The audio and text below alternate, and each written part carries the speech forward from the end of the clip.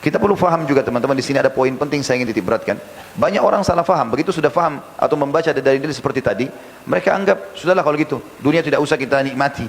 Biarkan saja kita pakai sendal putus atau tidak pakai sendal, bajunya kotor, penampilannya kotor, jorok, ya, badannya bau, kendaraannya acak-acakan, semuanya rumahnya kalau kita datang berantakan. Ini pemahaman yang keliru, bukan ini yang dimaksud. Zuhud itu sebagian orang-orang mendefinisikan salah, kata ulama. Mereka mengatakan zuhud meninggalkan dunia untuk akhirat. Kata ulama ini secara zahir seakan-akan baik maknanya, tapi sebenarnya keliru dalam penempatannya. Kita tidak disuruh tinggalkan dunia.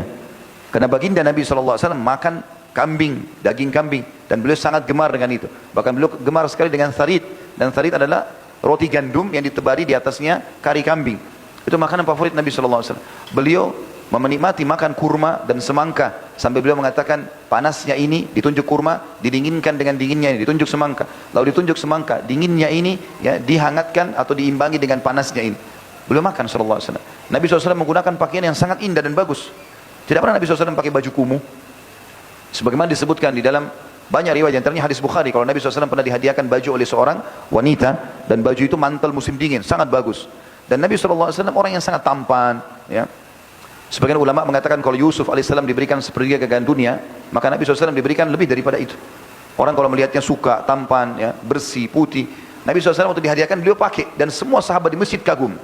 Sambil mengatakan, di antara mereka yang meriwayatkan hadis, kami tidak pernah melihat orang setampan dan seindah Nabi SAW setelah pakai jubah itu. Beliau pakai baju yang sangat bagus. Ya.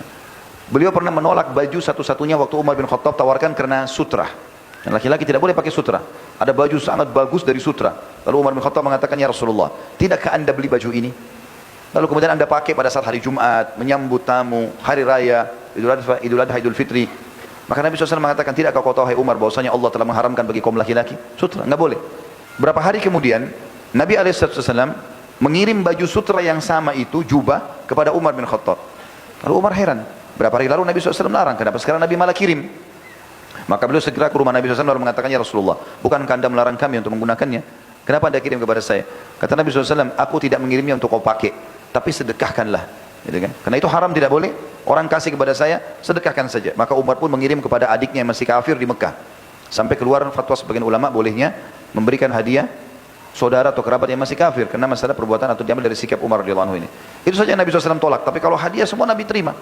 Nabi SAW punya imamah berwarna hijau, ada yang berwarna hitam, ada yang berwarna ya, putih. Nabi SAW punya baju, beberapa buah baju yang bagus. Bahkan Nabi SAW memiliki beberapa ekor unta.